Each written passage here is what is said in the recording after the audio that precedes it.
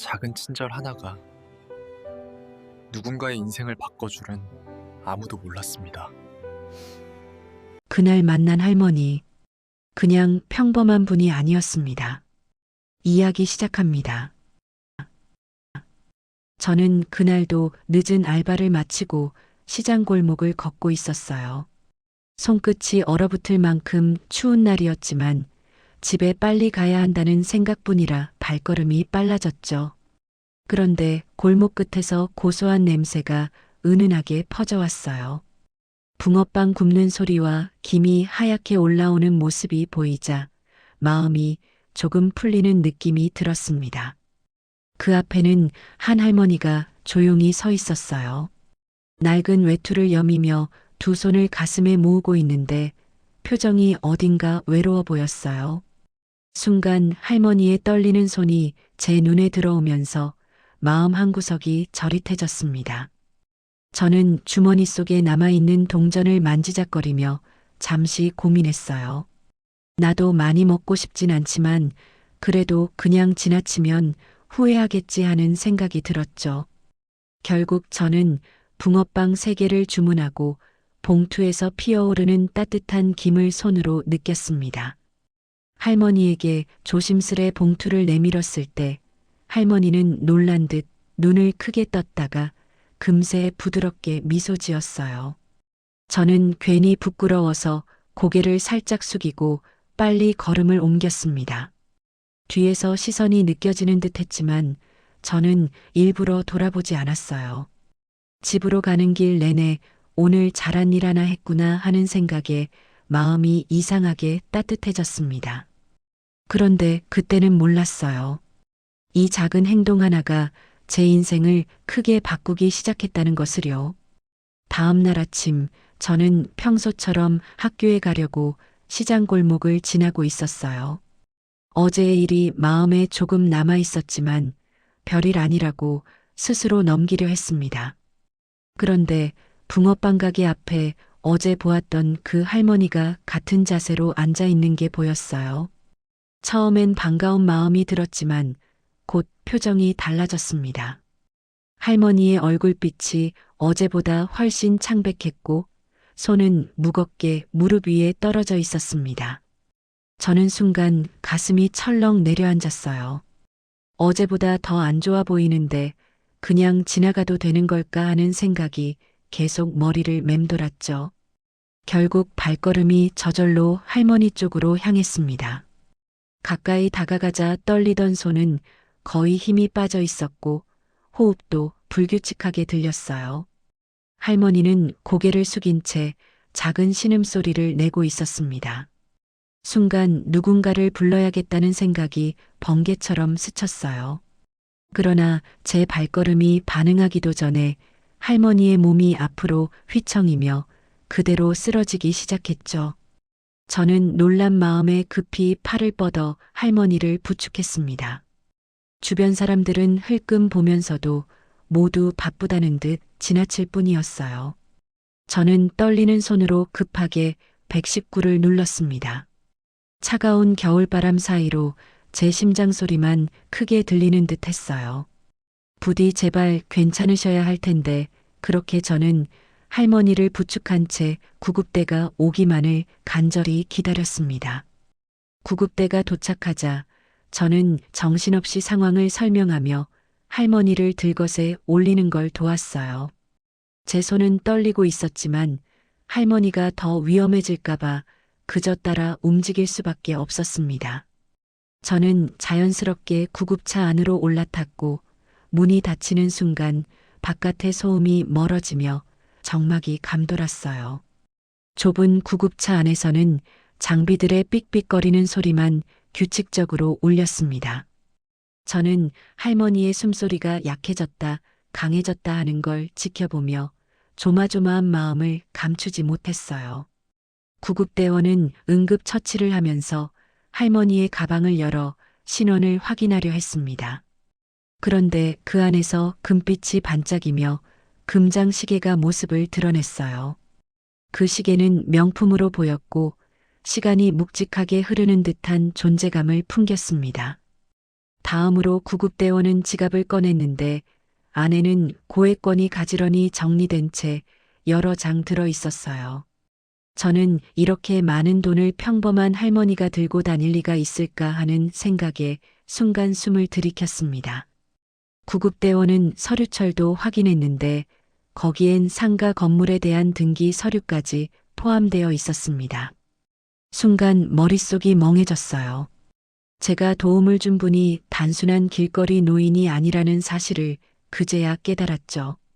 구급차는 사이렌을 울리며 병원으로 빠르게 이동했고 저는 그 안에서 할머니의 정체와 앞으로 벌어질 일들을 상상도 못한 채 불안한 마음으로 서 있었습니다.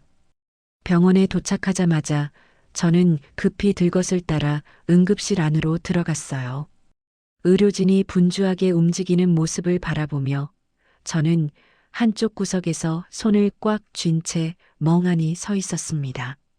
방금 전 구급차 안에서 본 것들이 자꾸 머릿속을 어지럽혔어요. 이 할머니 정말 어떤 분이었을까 하는 생각이 쉬지 않고 떠올랐죠.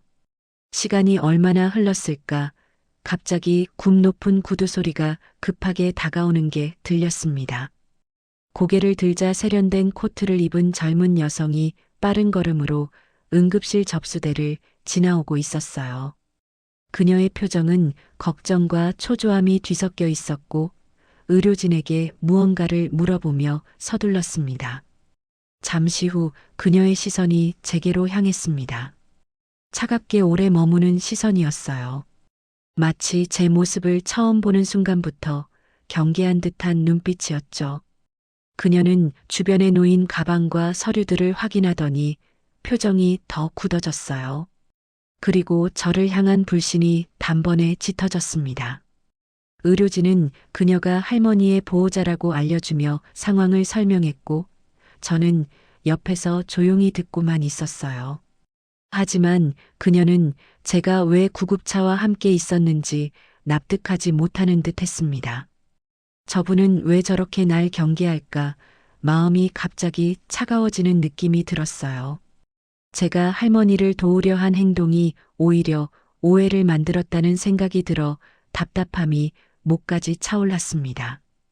그녀는 마지막으로 제 얼굴을 흘깃 살피며 의심 어린 눈길을 남기고 응급실 안으로 사라졌습니다.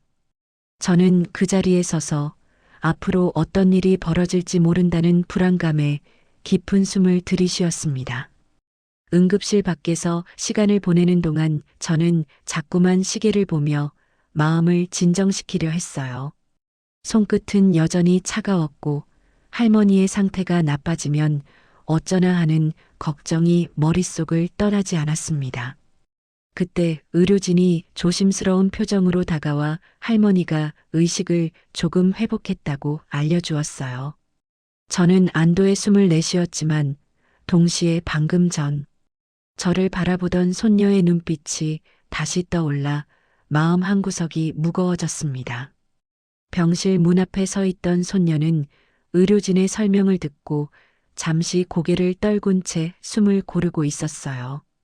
그 표정엔 걱정과 피로가 겹겹이 내려앉아 보였고 동시에 제게 느꼈던 의심이 아직 완전히 지워지지 않은 듯 했습니다. 잠시 후 병실 안에서 작은 기척이 들렸고 저는 문이 살짝 열린 틈으로 할머니가 천천히 눈을 뜨는 모습을 보았습니다. 할머니의 손이 미세하게 떨리며 침대 위를 더듬더니 곁에 있던 손녀의 손을 잡으려는 듯 움직였어요. 손녀는 놀란 듯 급히 가까이 다가가 할머니를 부드럽게 부축했습니다. 그 모습을 보는 순간 저는 할머니가 외로운 분만은 아닐지도 모른다는 생각이 들었어요. 하지만 동시에 그 손녀가 왜 저를 그렇게 경계했는지도 조금은 이해가 됐습니다. 갑작스럽게 낯선 남학생이 할머니의 가방과 함께 나타났으니 오해할 만했죠. 병실 안의 분위기는 조용했지만 따뜻함이 은은하게 감돌았습니다.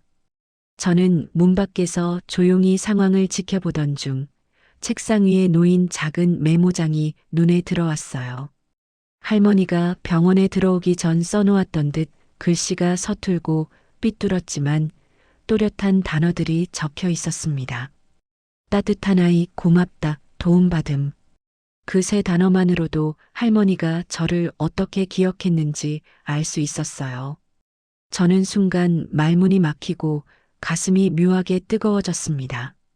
평소처럼 친절한 행동 하나 했을 뿐인데 그게 할머니에게는 그렇게 큰 의미였다는 걸 이제야 알았어요. 손녀는 잠시 뒤 그 메모를 발견하고 얼굴을 굳혔습니다. 제게 했던 경계와 의심이 흔들리는 듯한 표정이었어요. 그녀는 메모를 천천히 읽다가 할머니를 바라보고 다시 제 쪽을 향해 눈길을 돌렸습니다. 그 눈빛에는 혼란과 미안함이 교차하고 있었습니다. 저는 아무 말도 하지 않았지만 제 안에서 무거웠던 감정이 조금은 풀리는 느낌이 들었어요.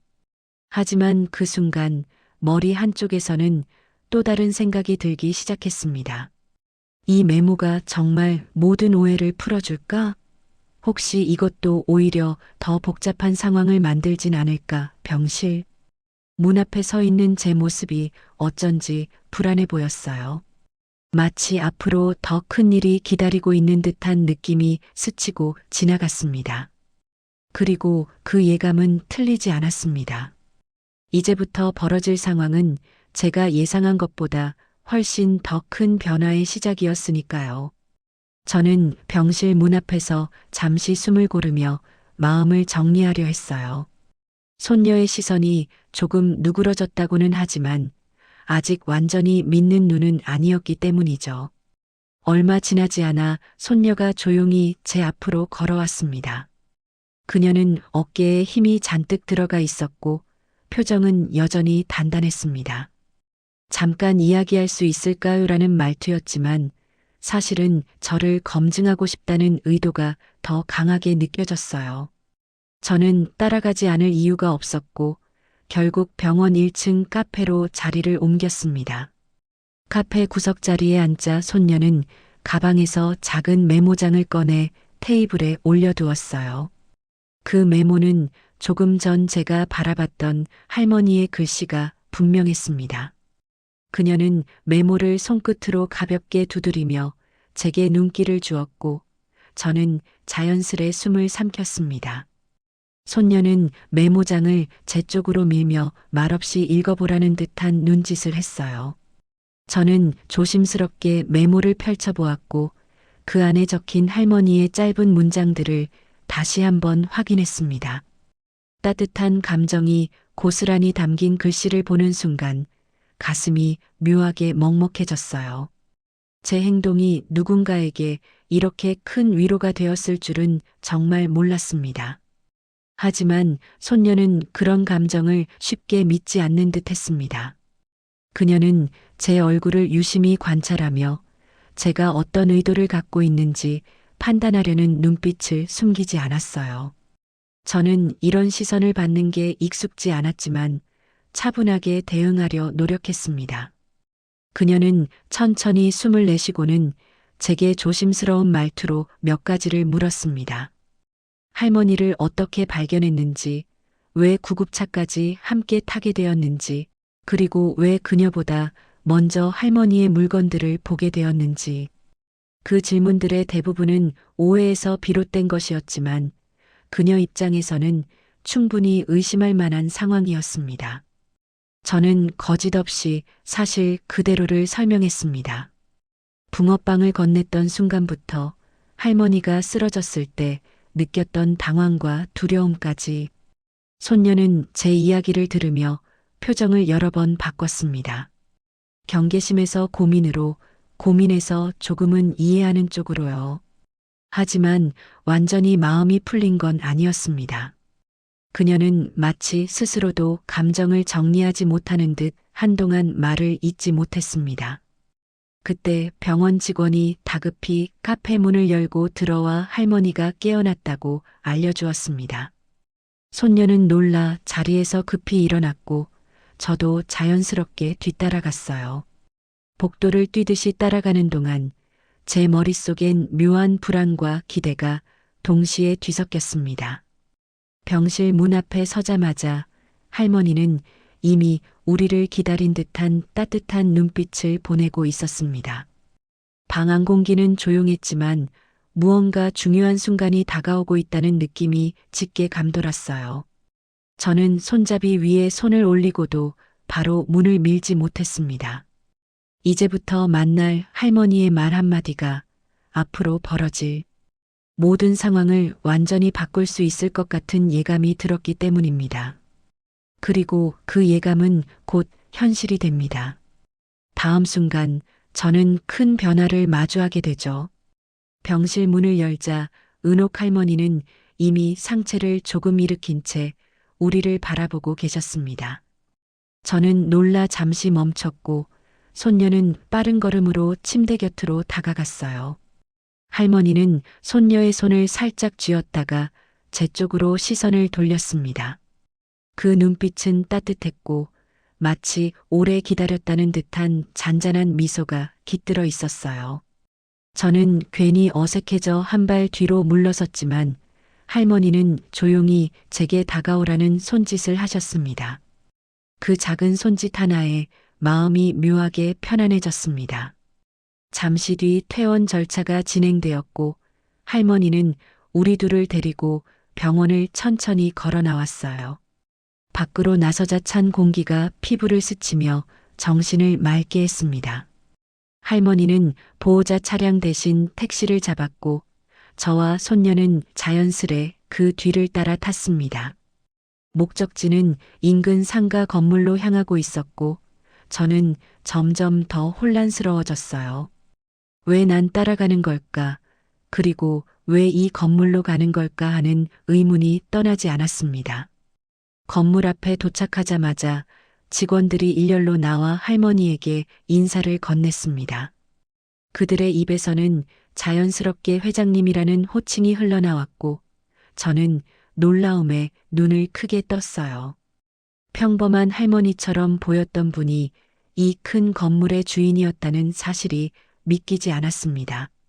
손녀는 묵묵히 그 모습을 지켜보며 저의 반응을 관찰하는 듯 했어요.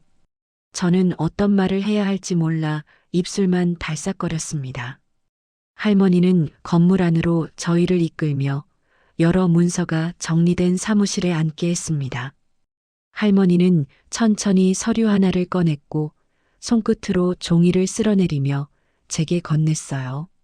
장학금 신청서였고 제 이름이 적혀 있었습니다. 할머니는 아무 말 없이 저를 바라보며 그저 고개를 천천히 끄덕이셨어요. 마치 받아도 된다는 허락처럼 느껴졌습니다. 저는 눈앞이 뜨겁게 달아오르고 목이 꽉 막혀 아무 말도 나오지 않았습니다. 손녀는 옆에서 그 장면을 조용히 지켜보고 있었어요. 그녀의 표정에는 더 이상 의심이 남아있지 않았고 오히려 할머니의 선택을 이해하고 싶은 듯한 따뜻함이 보였습니다. 할머니는 제 눈을 똑바로 바라보며 작은 손을 제 손등 위에 살짝 올렸습니다. 그 손길은 약했지만 깊은 의미를 전하고 있었어요. 제가 느꼈던 감정과 불안이 한순간에 누그러지는 듯 했습니다. 그 순간 할머니의 입가에는 잔잔한 미소가 번졌고 저는 깨달았습니다.